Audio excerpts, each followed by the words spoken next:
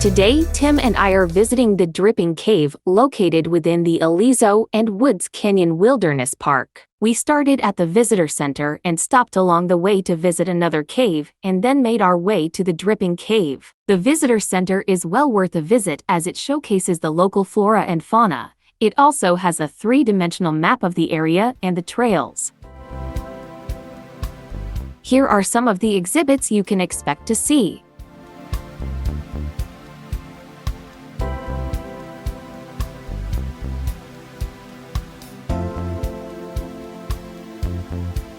In the visitor center, after looking around, look up, and you will see some local taxidermy birds hanging from the ceiling. The trail starts to the left of the visitor center. For the first part of the hike, you will be walking on a paved trail. There are lots of bicyclists on the trail, so please keep an eye and ear open for them and give them space to pass by.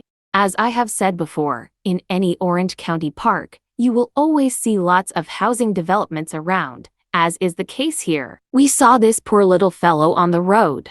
This is a view looking back on the trail we had just come from.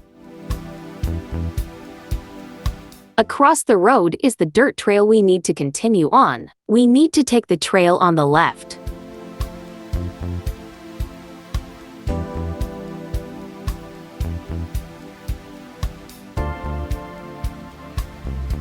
The compacted dirt trail meanders through rolling hills, winding its way to the first turn off. We heard a waterfall and took a detour to check it out.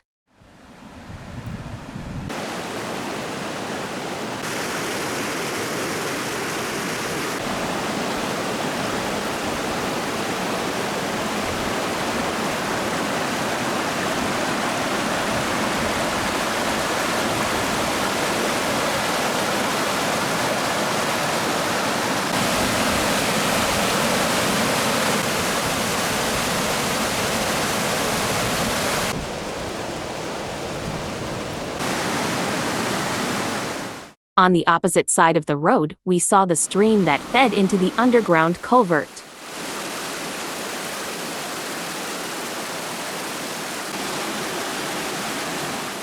We continue our trek to the first turn off. To our right, we saw a herd of mule deer grazing. There was a really nice-looking buck sporting impressive horns.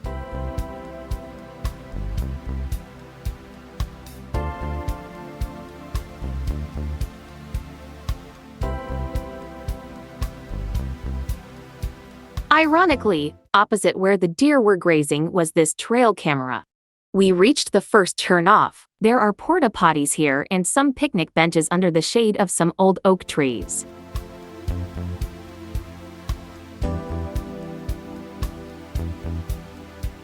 After about 2 miles of hiking, Tim and I take a well-deserved break to rest our weary bones.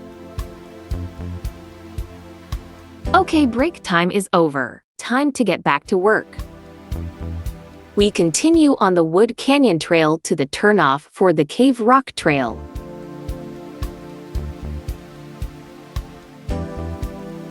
The trail winds through some small groves of oak trees.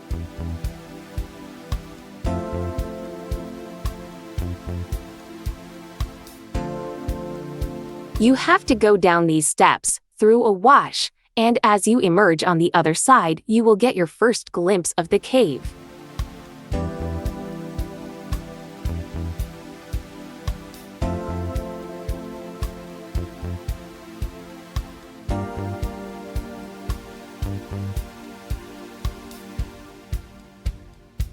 These dark patches are not soot from campfires, but from algae that live off the moisture permeating through the overhead rock. Some stupid, low-IQ idiots have left trash and carved their initials in the rock face, damaging them for years in the future. On the hills on the right side of the trail, you could see some undercutting of the stratified layers, creating small alcoves.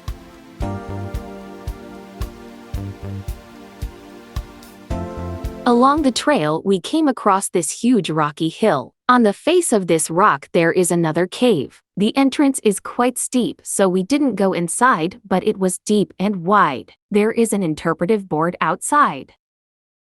The next intersection on the left is the trail that leads to the dripping cave. It is clearly signposted. We came across a small group of wild lettuce plants in a localized area at the start of this trail. We saw this beautiful old oak tree near the dripping cave. You can see the expansive branches reaching out in every direction. We are almost at the end of our journey. This small alcove is on a rock opposite the main dripping cave. Spoiler alert, the dripping cave wasn't dripping. There is an interpretive board providing information and history of the cave area.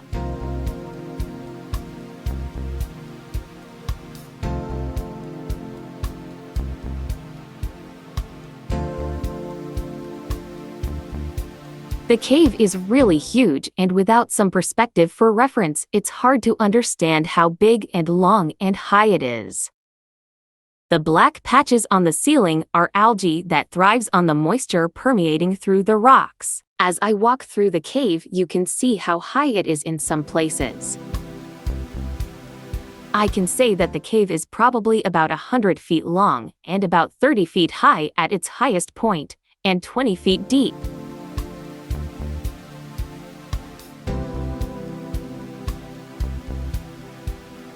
I found out this cave has a heart. No, really, it does. Here it is.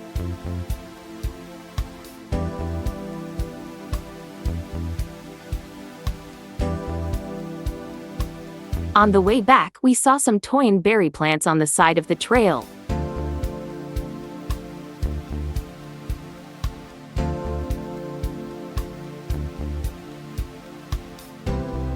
Towards the end of our hike, we came across this hairy caterpillar hurrying across the road. This was the end of our hike. Thanks for joining us.